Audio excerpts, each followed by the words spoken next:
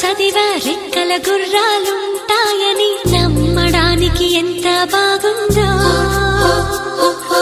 బాలమిత్ర కథలో చదివా పగడపు దీవులు ఉంటాయని